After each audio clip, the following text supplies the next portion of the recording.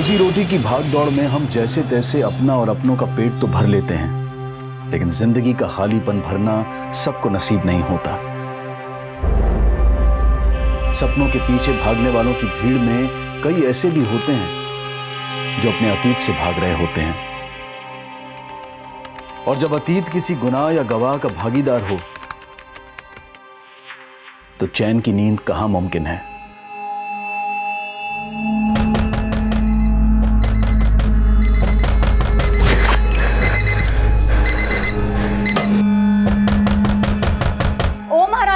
अगर उठ गई हो तो जल्दी से बाहर आ जा, और आज बिना लंच बना ऑफिस गई ना तो घर में घुसने नहीं दूंगी। उठ जल्दी।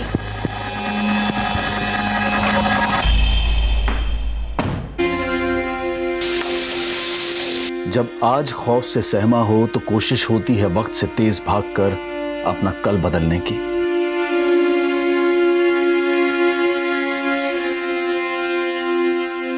माना कि जिंदगी पल भर में नहीं बदलती, लेकिन दिन के 24 घंटों में एक ना एक पल ऐसा जरूर होता है जो हमारी जिंदगी बदल देने की ताकत रखता है। प्रीति, 7 बज गए, घर चलना है, आज भी ओवर टाइम। तो 7 बज गए। तो प्रीति, क्या हुआ? नहीं वो मैं मोनिका तुम जाओ, मैं काम खत्म किए बिना नहीं जा सकती। 2 दिन बाद ऑडिट है। ठीक है, बाय, सी यू टुमारो।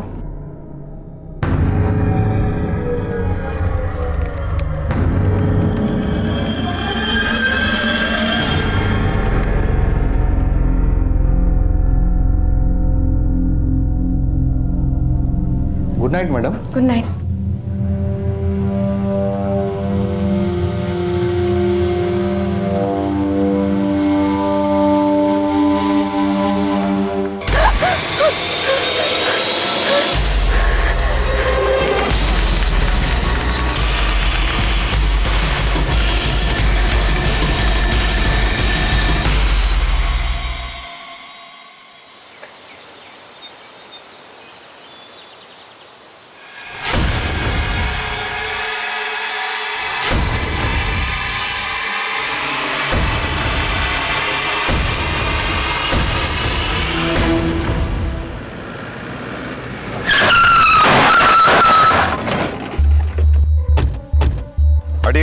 हटिए सामने से, हटिए।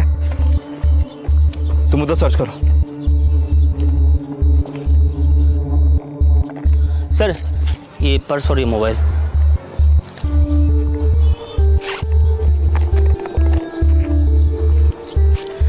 सिर्फ कैश, एटीएम कार्ड सब है इसमें।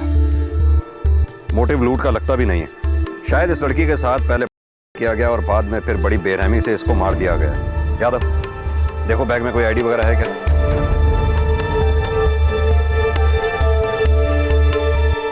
प्रीति Sharma, Aaron telecom limited, A403 Zenith tower.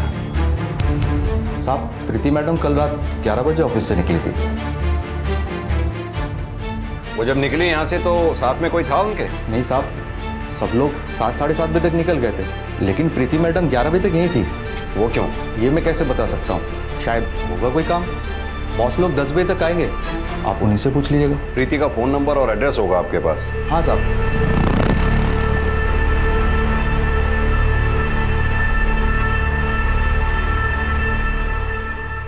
आपके बेटे के कहने पर आपको छोड़ रहा हूँ। दोबारा अगर ऐसी हरकत की ना तो केस बना दूंगा। आप लोग तो सिर्फ केस बनाना जानते हैं। मेरा बेटा 3 साल से लापता है, उसे तो आप लोग ढूंढ नहीं पाए। वो लापता नहीं, खुद भागा था। और ये आपका बेटा नहीं है? करने से पहले इसके बारे में नहीं सोचा? माँ, संभालो अपने आप को। अब घर चलो। सर, मैं माँ को ले जा सकता हूँ? ठीक है। प्लीज रोनी, चलो। उठो। ठीक है सर। प्रीति सेक्टर 26 में अपने कजिन ब्रदर और भाभी के साथ रह रही थी। शनाख्त के लिए उन लोगों को बुला लिया। जैसे ही ऑफिस का स्टाफ आता है सबसे पूछताछ करो। इस ऑफिस से लेके क्राइम सीन तक जहां जहां सीसीटीवी है सबकी फुटेज निकलवाओ। तब तक मैं प्रीति के भैया भाभी से मिलता हूँ। सर।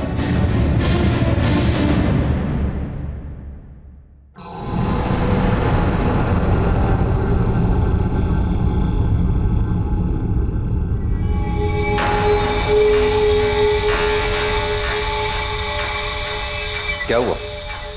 आप लोग तो ऐसे रिएक्ट कर रहे हैं जैसे ये प्रीति नहीं कोई और है। नहीं सर, ये प्रीति ही है।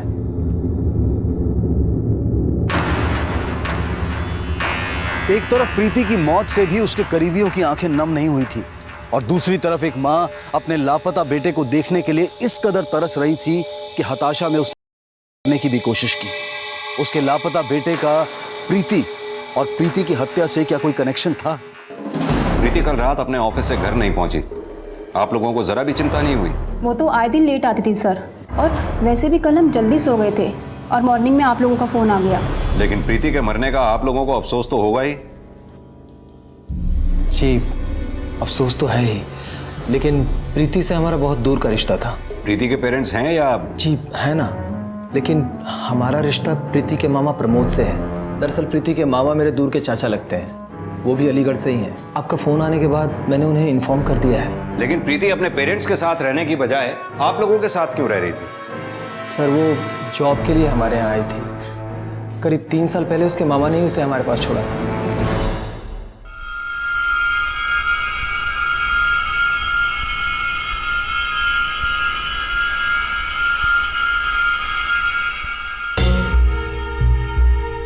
प्रीति पिछले 3 साल से आप लोगों के साथ रह रही थी। आपको क्या लगता है ऐसा कौन हो सकता है जो प्रीति से ऐसी दुश्मनी निकाले?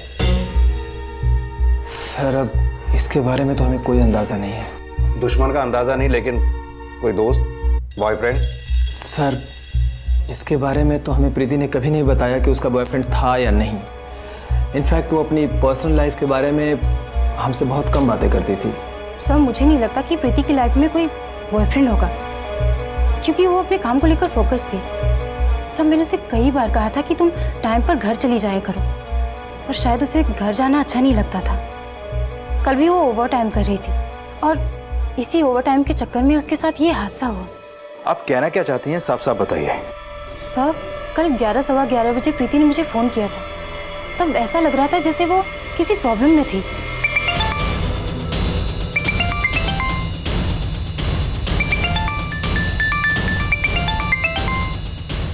हेलो मोनिका। हेलो प्रीति। हेलो हेलो प्रीति। सब मैंने उसे कॉल बैक किया था पर उसका फोन बंद था। उसने कुछ तो बोला होगा, कुछ तो बताया होगा फोन पे। फोन 7-8 सेकंड में कट हो गया था, पर वो शायद राम का नाम ले रही थी। राम? ये राम कौन है? राम पहले यहाँ सिक्योरिटी गार्ड था। राम काफी टाइम से प्रीति को परेशान कर रहा था।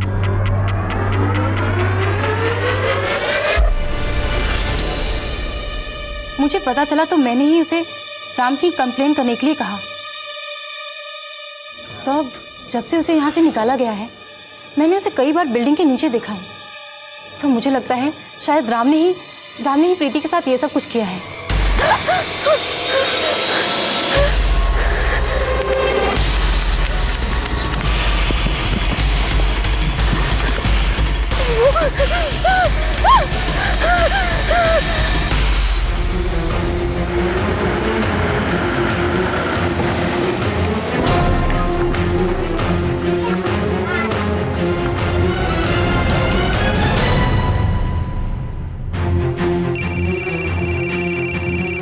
हाँ बोलो। सर, प्रीति की जिंदगी में एक खलनायक सामने आया है। कौन?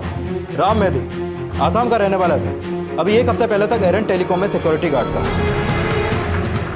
प्रीति की ईव टीजिंग कंप्लेन में बाहर निकाला गया। सर, कल रात उसे प्रीति को ऑफिस के बाहर देखा गया और अभी वो फोन बंद करके गायब है। उसके घर में भी ताला लगा है। मैंने उसके पड़ोसियों से पूछताछ की तो पता चला कि अपना सामान लेकर अभी थोड़ी देर पहले ही अपने घर से निकला है वो। जरूर शहर छोड़कर भागने की कोशिश कर रहा होगा। बस अड्डा, रेलवे स्टेशन सभी पे अलर्ट कर दो। हो सकता है शायद वो खुद मिल जाए या कोई इन्फॉर्मेशन मिले। सिक्योरिटी गार्ड राम मेधी के गायब होने की सूचना से पुलिस तुरंत हरकत में आ गई।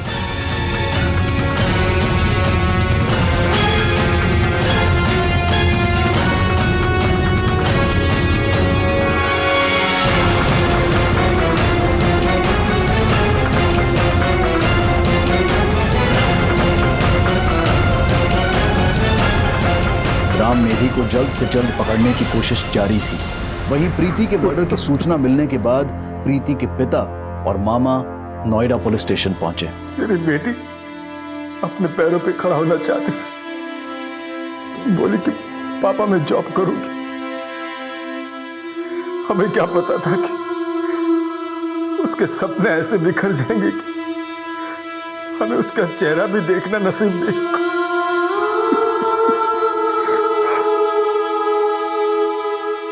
किसने मारा मेरी बेटी को सब? किसने? एक सिक्योरिटी गार्ड था आपकी बेटी की कंपनी में, राम। हमें उसी पे शक है। आपको कभी बताया प्रीति ने कि उसकी कंपनी का सिक्योरिटी गार्ड उसके साथ छेड़छाड़ किया करता था? नहीं साहब, हमारी बेटी ने हमें कुछ भी नहीं बताया। बहुत ही सीधी लड़की थी सर। हमें तो यकीन ही नहीं हो रहा सर कि वो अचानक ऐसे।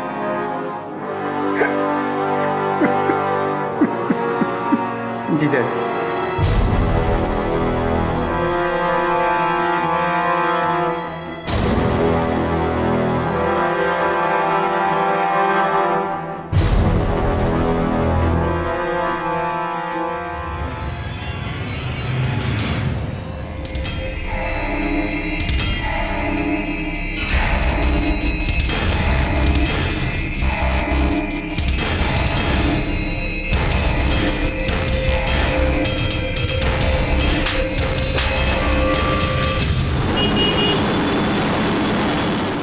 पुलिस वाले मेरे बेटे को भगोड़े तो ऐसे बोलते हैं जैसे जैसे मेरा बेटा कोई क्रिमिनल हो। माँ, ये सिर्फ हम दोनों जानते हैं कि जय भैया ने कुछ नहीं किया,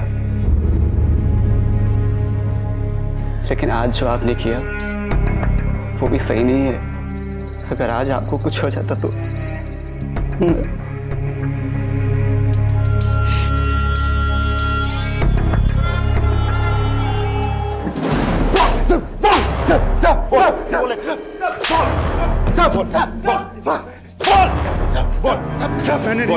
मैंने नहीं मारा प्रीति मैडम। मारा नहीं तो भागा क्यों? और कल रात प्रीति के ऑफिस के बाहर करने क्या गया था तू? मैं प्रीति मैडम से माफी मांगने गया था ताकि वो मुझे माफ कर दे और फिर से काम पे लगवा देता। अरे मैडम सुनो सुनो, अरे रुको। लेकिन वो मुझे देखकर भाग गई। उसके बाद मैं वहां से चला गया साहब। फिर सुबह जब मुझे मालूम हुआ कि उनका खून हो गया तो सब मैं डर के भाग गया, क्योंकि मुझे मालूम था आप लोग सब मुझे पे शक करेंगे, लेकिन मैंने प्रीति मैडम को नहीं मारा साहब। मैं सच कह रहा हूँ साहब। दम तेरी सर, ऐसे सच नहीं उगलेगा। तोड़ो से, और तब तक तोड़ते रहना जब तक सच ना उगले। साहब मैंने नहीं मारा प्रीति मैडम साहब, मैंने नहीं मारे साहब। सर अभी तक राम ने कुछ नहीं उगला, लेकिन बहुत जल्द सब उगल देगा। सर, प्रीति के ऑफिस की बिल्डिंग के बाहर का सीसीटीवी फुटेज प्ले करो। सर।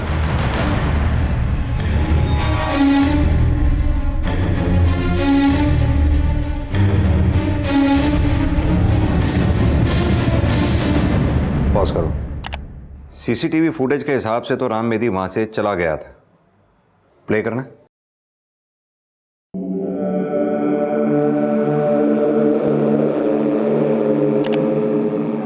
ये कौन? जूम करना। ये राम मेदी के जाने के 47 सेकंड बाद कोई दूसरा आदमी आ गया। चेहरा भी अपना पर्पसली ढका हुआ है। सवाल ये है कि राम मेदी के जाने के 47 सेकंड बाद वाकई कोई दूसरा आया या राम मेदी कपड़े बदल कर आ गया? मैं सच कह रहा हूँ साहब, मैंने कुछ नहीं किया साहब। मैं सच कह रहा हूँ आपसे। सर राम मेदी का ना तो घर में ऐसी कोई टी शर्ट मिली और ना ही रेलवे स्टेशन में बरामद हुए इसके सामान में है। सर हो सकता है ये राम मेदी ना हो। तो फिर ये है कौन जो राम मेदी के जाने के 47 सेकंड बाद आया और वहां गया जहां राम मेदी से डर के प्रीति छुपी हुई थी?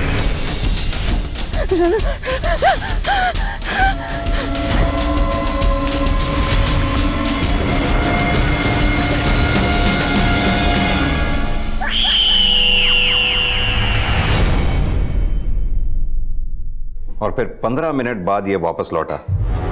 वो दरिंदगी के 15 मिनट सिर्फ 47 सेकंड में तो प्लान नहीं किए गए होंगे। हो सकता है राम मेदी जानता हो कि ये है कौन। राम मेदी ने ही इसे प्रीति से बदला लेने के लिए भेजा हो।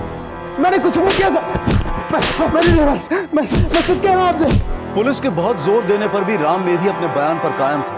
हालांकि ये साफ था कि प्रीति का मर्डर करने वाला राम मेधी नहीं था, लेकिन राम मेधी की हत्यारे से सांठगांठ और प्रीति के कलीग से भी हत्यारे की पहचान पता लगाने की कोशिश की जा रही थी। सर मुझे समझ नहीं आ रहा कि ये कौन हो सकता है। मोनिका, तुमने बताया था कि राम मेधी के ऑफिस से निकाले जाने के बाद तुमने राम मेधी को ऑफिस के बाहर कई बार खड़ा देखा था। वो अकेला होता था या उसके साथ में कोई और भी होता था? सर, मैंने उसे अकेले ही देखा था। ऑफिस के अंदर या बाहर कोई ऐसा हो जो प्रीति को स्टॉक करता हो, या फिर कोई ऐसा जिसकी प्रीति पे बुरी नजर हो? सर, प्रीति 3 महीने पहले तक कस्टमर केयर डिपार्टमेंट में काम करती थी। वो मिस्टर कपूर के अंडर में काम करती थी। सर, प्रीति ने बताया था कि मिस्टर कपूर ने उसके साथ बदतमीजी करने की कोशिश की थी। सर, कुछ पेपर्स पे आपके सिग्नेचर चाहिए था।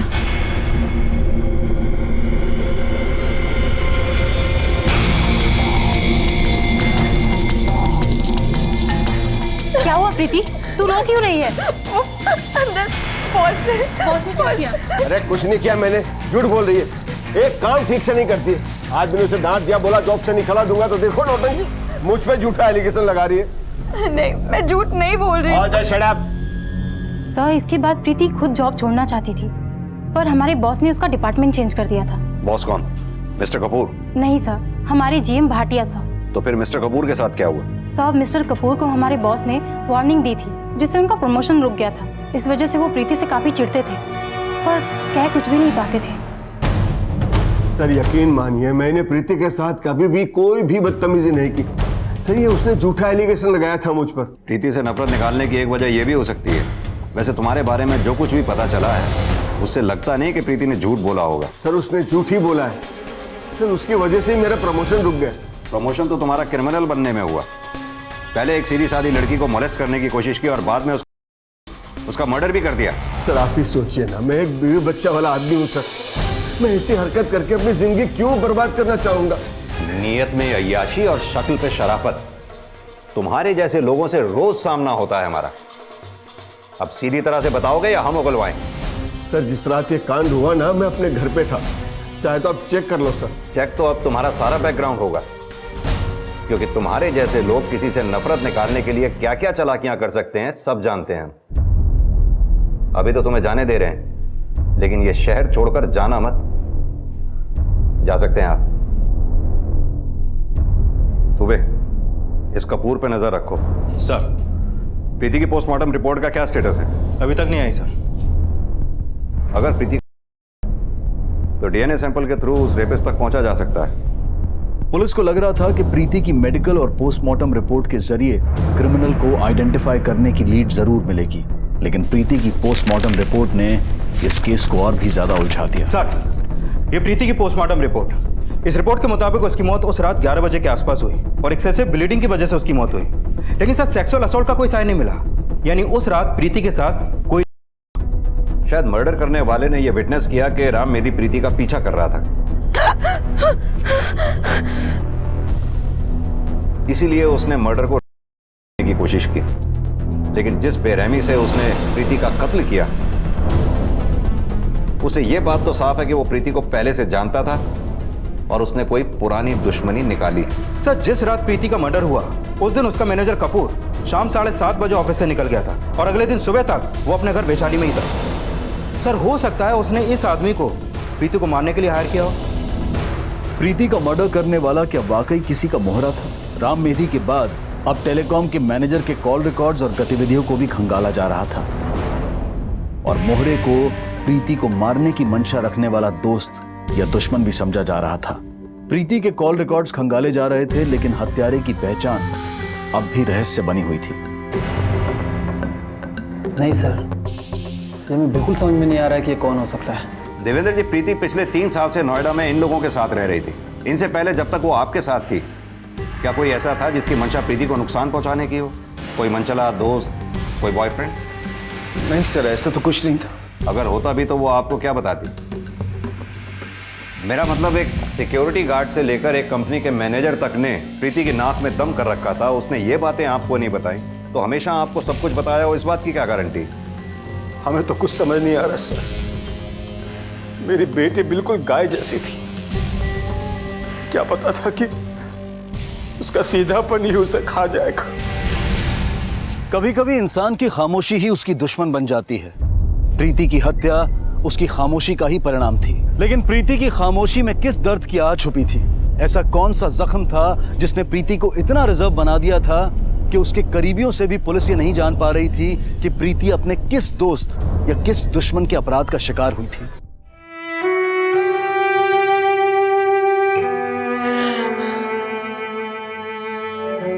माँ, लो आप खाना खा लो, फिर आपको दवाई भी तो खानी है।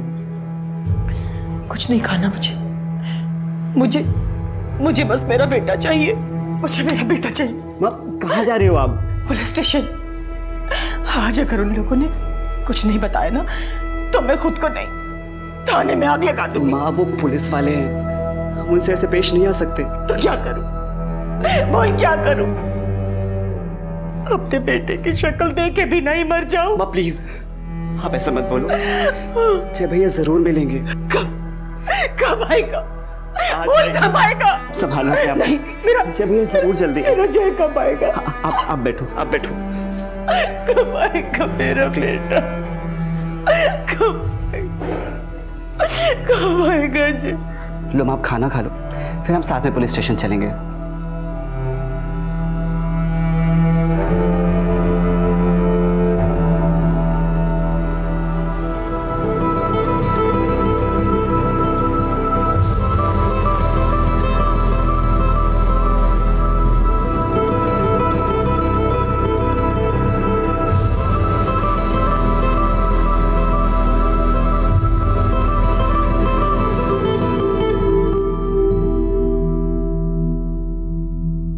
सर अभी तक प्रीति के बारे में जो भी पता चला उससे ये तो साफ है कि प्रीति एक चुपचाप रहने वाली सीधी सादी लड़की थी। घर से ऑफिस, ऑफिस से घर, ना किसी से मिलना, ना पार्टी, ना दोस्त, ना कोई लवर। सर उसके कॉल रिकॉर्ड से लेकर नोएडा में प्रीति से जुड़े जितने भी लोग थे सबको खंगाला, लेकिन राम मेधी और उसके मैनेजर कपूर को छोड़कर ऐसा कोई सामने नहीं आया जिसके पास प्रीति को मारने का कोई मोटिव हो। लेकिन सर राम मेधी और उसके मैनेजर कपूर के खिलाफ हमारे पास कोई सबूत नहीं है। सर प्रीति नोएडा में जहाँ रहती थी वहाँ के एक पड़ोसी ने बताया कि प्रीति का अपने कजन ब्रदर संजय और भाभी अर्चना के साथ अच्छा रिलेशन नहीं था। प्रीति रात को जब भी देर से घर आती तो वो लोग घर का दरवाजा भी नहीं खोलते और प्रीति रात भर घर के बाहर बैठी रहती थी। सर पिछले दिनों हमारी डोरबेल खराब थी और भला हम अपने मेहमान के साथ ऐसा क्यों करेंगे? वो क्या है कि कई लोगों को दूर के रिश्तेदार एक दिन भी नहीं सुहाते। फिर प्रीति तो 3 साल से आप लोगों के यहाँ रह रही थी। ये सच है सर कि वो हम पर बोझ थी, लेकिन असली बोझ तो अपने पेरेंट्स के ऊपर थी। इसलिए तो उसे अपने से दूर कर दिया और कभी खबर तक लेने नहीं आए। जैसा वो दिखा रहे थे सर ऐसा बिल्कुल भी नहीं थे। लाश तक लेके नहीं गए थे उसकी, यही अंतिम संस्कार कर दिया था। और पापा और मामा के अलावा न माँ, न बहन, न कोई रिश्तेदार, कोई नहीं आया। सर प्रीति के कॉल रिकॉर्ड के हिसाब से उसकी अपने फादर से काफ़ी कम बात होती थी। कहीं ऐसा तो नहीं कि प्रीति के नोएडा में रहने की वजह कुछ और ही है? ये प्रीति के फादर को फ़ोन करके थाने बुलाओ। सर आप जिस नंबर को डायल कर रहे हैं वो इस समय स्विच ऑफ है। सर फोन बंद है।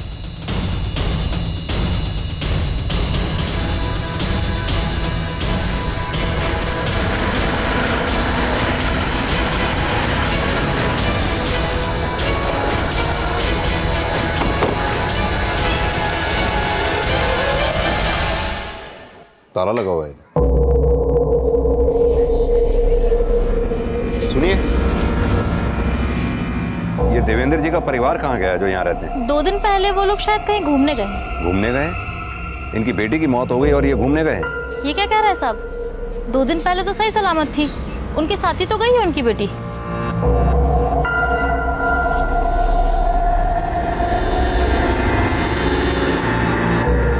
प्रीति नाम है इसका, पिछले हफ्ते इसका मर्डर हो गया। मैं ऐसे नहीं जानती साहब, और मैं तो क्या यहाँ कोई नहीं जानता। देवेंद्र जी की एक ही बेटी है कुसुम। ये प्रीति पिछले 3 साल से नोएडा में रह रही थी। आप बता सकती हैं ये देवेंद्र परिवार यहाँ कब से रह रहा है? 3 साल से वो लोग यहाँ रह रहे हैं। इससे पहले ये लोग कहाँ रहते थे? साहब ये तो नहीं मालूम, लेकिन ये लोग अलीगढ़ से हैं इतना मालूम है मुझे। ये बता सकते हैं इनका मकान मालिक कहाँ रहता है? यहीं पास में ही रहता है साहब। प्रीति के पिता का अलीगढ़ का एड्रेस पता करने के बाद पुलिस प्रीति के मामा और फिर प्रीति के पिता के घर पहुंची, लेकिन दोनों ही एड्रेसेस पर कोई मौजूद नहीं था। लेकिन जब पुलिस ने पड़ोसियों का बयान लिया तो प्रीति की जिंदगी का एक नया राज सामने आया। ये आपके पड़ोस में देवेंद्र और उसका परिवार रहा करता था जी। कुछ बताएंगे? 4 साल पहले देवेंद्र की दिल्ली में नौकरी लग गई थी और वो अपनी बीवी और बच्चों के साथ फरीदाबाद शिफ्ट हो गया था। ये उन्हीं की बेटी है? हाँ, ये उनकी बड़ी बेटी थी, इससे छोटी कुसुम है। आपने कहा कि 4 साल पहले देवेंद्र अपने परिवार समेत फरीदाबाद में शिफ्ट हो गए थे, लेकिन ये उनकी बेटी प्रीति पिछले 3 साल से नोएडा में क्यों रह रही थी? प्रीति नोएडा में रहती? जी। हमने तो कुछ और ही सुना था। क्या सुना था? सुना था 3 साल पहले कोई लड़का इसे भगा कर ले गया था। लड़का? कौन लड़का? वो नहीं पता साहब, हो सकता है वहीं का कोई लड़का हो जहाँ 4 साल पहले देवेंद्र रहने गए थे। पिछले 3 साल से तो देवेंद्र परिवार समेत बल्लभगढ़ में रह रहे थे। उससे पहले फरीदाबाद में कहाँ रहते थे, उसका एड्रेस है आपके पास? एड्रेस तो नहीं है साहब। संध्या जी, आपका बेटा जय मिलेगा तो भी आपके साथ नहीं होगा, वो जेल जाएगा। 17 साल की लड़की को लेकर भागा था वो। नहीं साहब, मेरा बेटा किसी लड़की के लिए अपनी माँ से 3 साल तक दूर नहीं रह सकता। आप पता लगाइए, वो भागा नहीं था, वो कभी कोई गलत काम नहीं कर सकता है। सर, अगर वाकई में कोई लड़का 3 साल पहले प्रीति को लेकर भागा था तो 3 साल से प्रीति नोएडा में क्यों रह रही थी? हो सकता है 3 साल पहले प्रीति जिस लड़के के साथ भागी वो भाग तो गई, लेकिन उनका रिश्ता ज्यादा दिन तक टिक नहीं पाया हो और प्रीति के मर्डर में उसी लड़के का हाथ हो। सर, अगर ऐसा कुछ है तो प्रीति के फादर और मामा ने हमें कुछ क्यों नहीं बताया, और अब पूरे परिवार सहित कहाँ गायब हो गए? अब ये बात तो प्रीति के फादर और मामा से मिलकर ही पता चलेगी। ये प्रीति के मामा और फादर दोनों का फोन सर्वेलेंस पे डालो। जैसे ही इनका फोन ऑन हो फौरन ट्रेस करो। प्रीति के फादर देवेंद्र परिवार 3 साल से बल्लभगढ़ में रह रहे हैं, उससे पहले वो फरीदाबाद में रहते थे। ये फरीदाबाद पुलिस स्टेशन से बात करो, हो सकता है 4 साल पुराना एड्रेस पता चले। प्रीति के पिता और मामा का परिवार समेत गायब होना सवाल तो खड़े कर रहा था, लेकिन जब नोएडा पुलिस फरीदाबाद पुलिस से मिली तो प्रीति से जुड़ा 3 साल पुराना एक और केस सामने आया। 3 साल पहले 10 जुलाई 2013 को प्रीति के फादर देवेंद्र ने जय सोलंकी के खिलाफ केस फाइल किया था। उनका कहना है कि जब जय प्रीति को लेकर भागा था उस वक्त प्रीति की उम्र 17 साल 8 महीने थी। तब से ना जय का पता है ना प्रीति का पता है। यानी प्रीति पिछले 3 साल से नोएडा में रह रही थी, ये बात प्रीति के फादर देवेंद्र जी जानते थे। लेकिन सर, इस केस की फाइल में ऐसा कुछ भी अपडेट नहीं है। थोड़े दिन पहले ही हमारा यहाँ ट्रांसफर हुआ, मालूम हुआ कि जय की माँ संध्या बार बार इस केस को फॉलोअप कर रही है और बार बार ये कह रही है कि मेरा बेटा निर्दोष है, लापता है, उसने प्रीति को नहीं भगाया। प्रीति और जय अगर भाग गए थे तो पिछले 3 साल से प्रीति नोएडा में क्यों रह रही थी? 3 साल से जय कहां था और प्रीति का मर्डर करने वाला कौन था? सर, जय भी 3 साल से गायब है और 3 साल से प्रीति नोएडा में रह रही है। अगर प्रीति जय के साथ भागी थी तो क्या प्रीति के मर्डर से जय का कोई कनेक्शन है या फिर कहानी कुछ और भी है? कहानी जो भी हो दुबे, लेकिन ये कहानी आज से 3 साल पुरानी नहीं बल्कि आज से 4 साल पुरानी है, जब प्रीति और उसकी फैमिली अलीगढ़ से फरीदाबाद शिफ्ट हुए थे। लेकिन एक बात तो साफ है, ये प्रीति के मर्डर का कनेक्शन इस जय सोलंकी से जरूर जुड़ा हुआ है। कोई भी कदम उठाने से पहले हमें प्रीति और जय के रिश्ते की असल कहानी समझनी पड़ेगी। तुम जय की माँ से मिलो, मैं फरीदाबाद उस पते पर जाता हूँ जहाँ प्रीति और उसकी फैमिली 4 साल पहले शिफ्ट हुए थे। सर,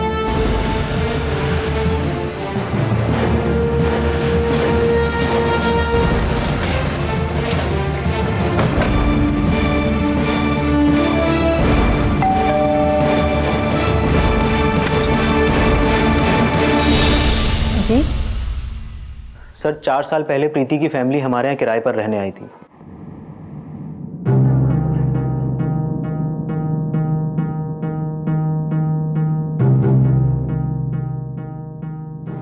जय सोलंकी मेरा साला है सर, उसका मेरे घर पे आना जाना था और उसी दौरान जय और प्रीति की मुलाकात हुई थी सर।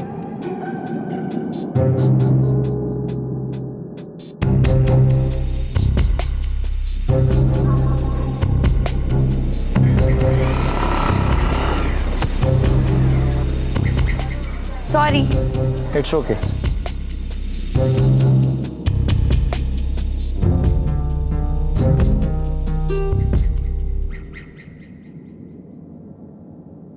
प्रीति, कुसुम,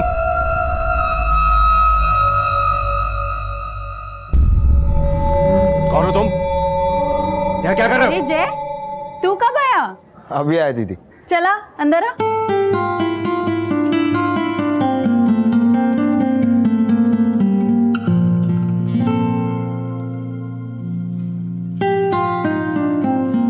सर, फिर देखते ही देखते उनकी पहली मुलाकात प्यार में बदल गई। बताओ, क्यों घूम रहे थे उस लड़के के साथ? बोल, क्यों घूम रही थी उस लड़के के साथ? जवाब दे मुझे। अरे भाई साहब, हुआ क्या? क्यों मार रहे हैं प्रीति को? वाह, आग लगाने वाले पूछ रहे कि धुआं कहां से निकला था। गगन, अपने सालों को समझा दे, मेरी बेटी के आसपास भी दिखा तो अच्छा नहीं होगा। सर उसके बाद प्रीति के फादर देवेंद्र जी ने प्रीति को उसके मामा प्रमोद जी के पास अलीगढ़ रहने भेज दिया था और उसके कुछ दिन बाद वो लोग भी यहाँ से घर खाली करके चले गए सर। कितना टाइम रहे वो लोग यहाँ पर? सर करीब 1 साल। और प्रीति को अलीगढ़ कब भेजा?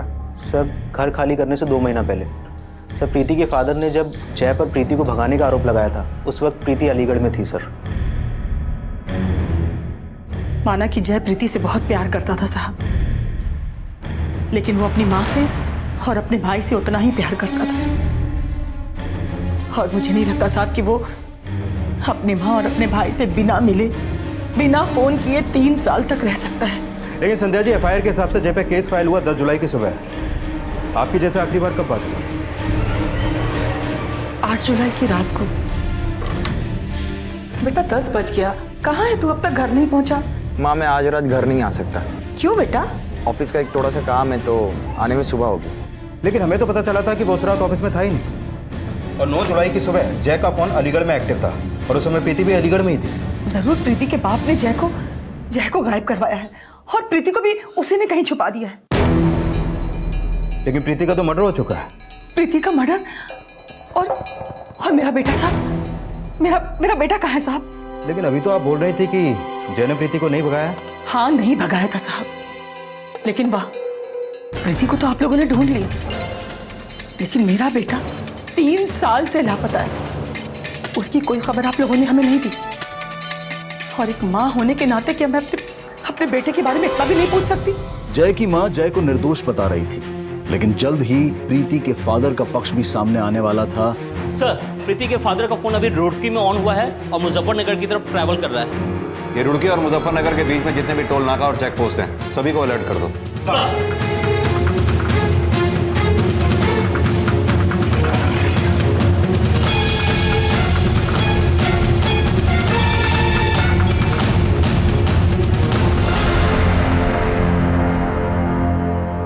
आप गलत समझ रहे हैं सर, हम लोग कहीं भागे नहीं थे। प्रीति की अस्थियां विसर्जित करने हरिद्वार गए थे। लेकिन 3 साल पहले आपने फरीदाबाद पुलिस में यह कंप्लेंट लिखवाई थी कि आपकी बेटी प्रीति जय सोलंकी के साथ भाग गई थी। आपने फरीदाबाद पुलिस से प्रीति को ढूंढने के लिए भी कहा था, जबकि आपने प्रीति को नोएडा में छिपा के रखा हुआ था। पिछले 3 साल से क्या छिपा रहे हैं आप लोग? ये सच है सर।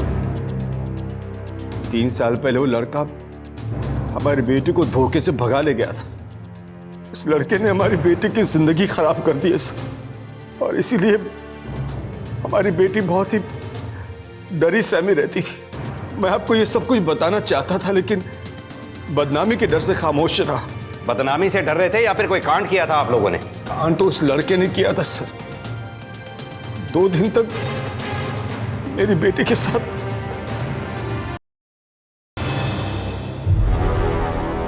और फिर उसे बेसहारा छोड़कर भाग गया था। कहां छोड़ के भागा? होटल में। उसने सिर्फ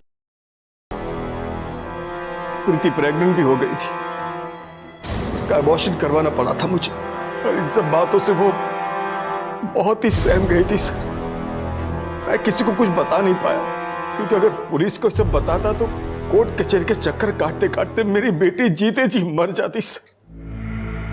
इसलिए मैंने उसे सबसे दूर नोएडा भेज दिया सर। मैंने इसलिए भी छुपाया क्योंकि मेरी दूसरी बेटी भी है, कुसुम। अगर लोगों को पता चलता है कि मेरी पहली बेटी के साथ ये सब कुछ हुआ है, तो कुसुम का हाथ कौन थामता? इस वक्त जय कहां हो सकता है? पता नहीं सर, लेकिन वो 3 साल से इसलिए गायब है क्योंकि वो जानता है कि अगर वो सामने आए तो जेल जाने से बच नहीं पाएगा। और मुझे तो ये भी लगा था सर कि प्रीति को मारने वाला जय ही है, क्योंकि वो मेरी बेटी से नफरत करता था। उसके बारे में ये सब कुछ मैं आपको पहले बोल नहीं पाया सर। क्या लगता है दुबे, ये प्रीति का फादर देवेंद्र कोई कहानी बना रहा है या सच कह रहा है कि जय ने प्रीति फरार हो गया? सर 3 साल पहले 9 जुलाई सुबह 3 से 7 बजे तक जय का फोन और प्रीति के पुराने नंबर की फोन लोकेशन अलीगढ़ की थी, और 12 जुलाई को प्रीति नोएडा गई। लेकिन प्रीति के फादर के मुताबिक जय ने 2 दिन तक प्रीति के साथ। सर हो सकता है जय इसलिए गायब है क्योंकि वो जानता था कि सिर्फ चार्ज में ही नहीं बल्कि चार्ज में भी वो अंदर जाएगा। अगर जय जानबूझकर गायब है तो हो सकता है उसने ये भी पता कर लिया हो कि प्रीति नोएडा में रह रही है।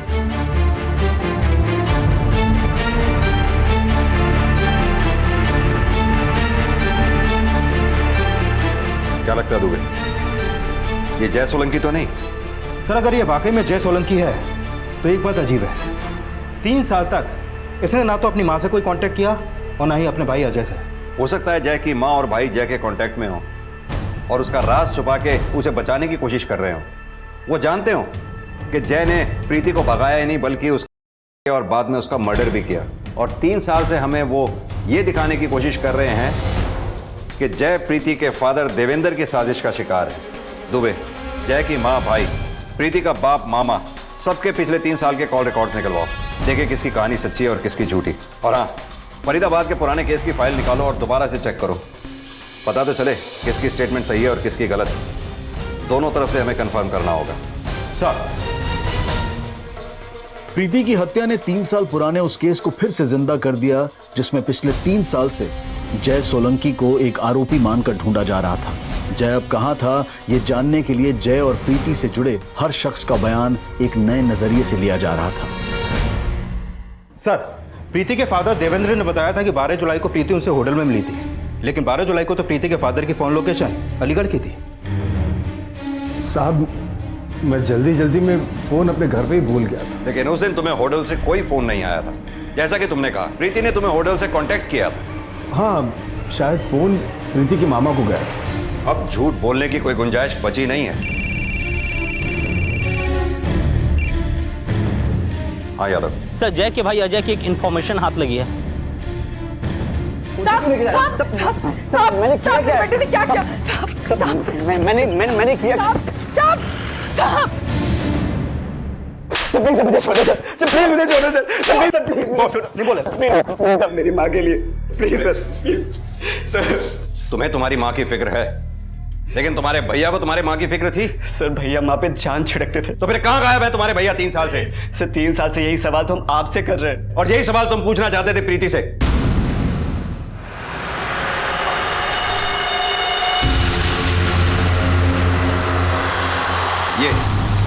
ये तुम्हारे ऑफिस के सीसीटीवी फुटेज है। जिस रात प्रीति का मर्डर हुआ तुमने यही टी-शर्ट पहनी थी। अब बता, सच क्या है? भैया के गायब होने के 3 साल बाद मैंने प्रीति को देखा था और मैं उससे जानना चाहता था कि मेरे जय भैया कहाँ हैं।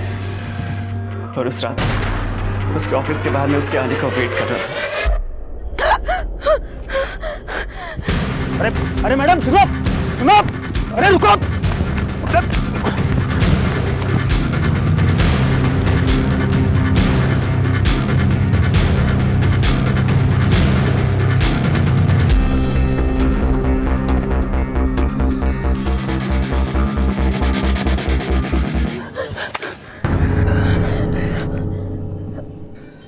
अजय, तुम? प्रीति, तुम मुझे पहचान गई हो तो ये बता दो, मेरे जय भैया कहाँ हैं? मैंने पूछा जय भैया कहाँ हैं? बोलो प्रीति। तुम्हारे पापा ने जय भैया के खिलाफ केस फाइल किया है, क्यों तुम्हें भगा के ले गए? प्रीति बोलो कहाँ है जय भैया, बोलो।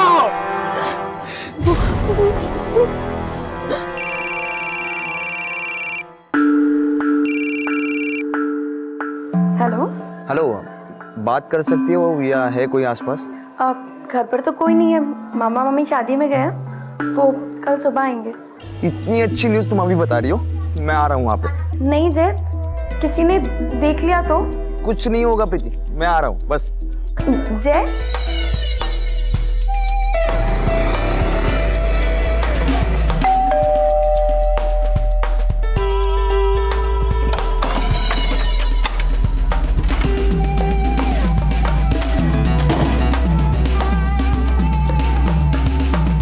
ये तुम्हारे लिए। ये क्या है? अभी नहीं।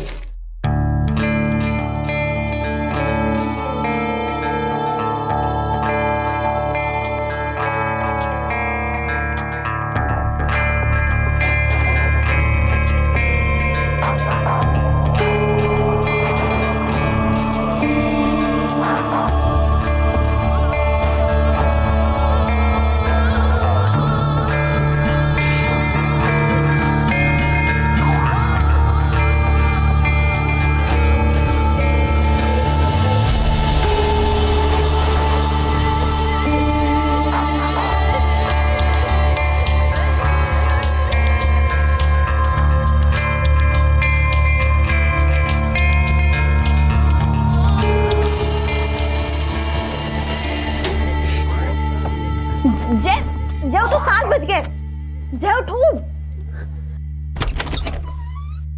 प्रीति, ये क्या कर रही हो तुम? तू कमीने यहाँ भी आ पहुंचा? कमीने इधर आ।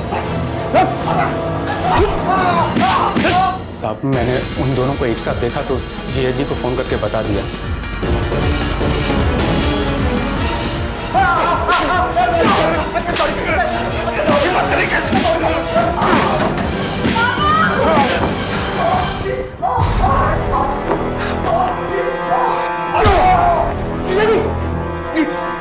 ये क्या कर दिया आपने? जान से मार दिया ऐसे? मार दिया पापा ने, जय को मार दिया। सर, हमने जय को मार के उसे गाड़ दिया था।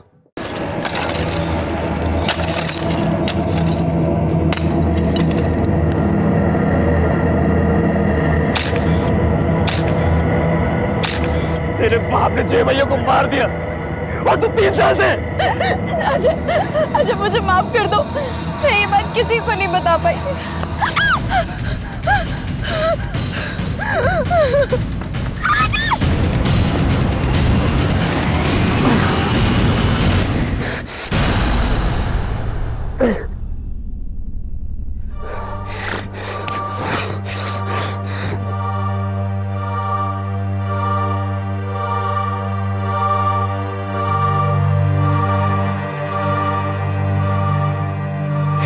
माँ अब तक सोच रही है कि जय भैया एक दिन जरूर वापस आएंगे,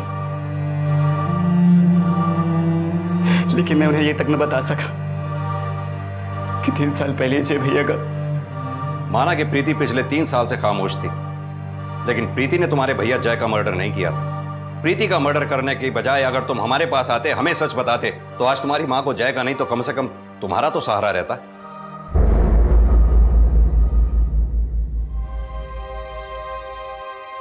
सच जब झूठ से ढका हो तो भ्रमित वो आशाएं होती हैं जो किसी को खोकर उसको पाने की उम्मीद नहीं छोड़ती।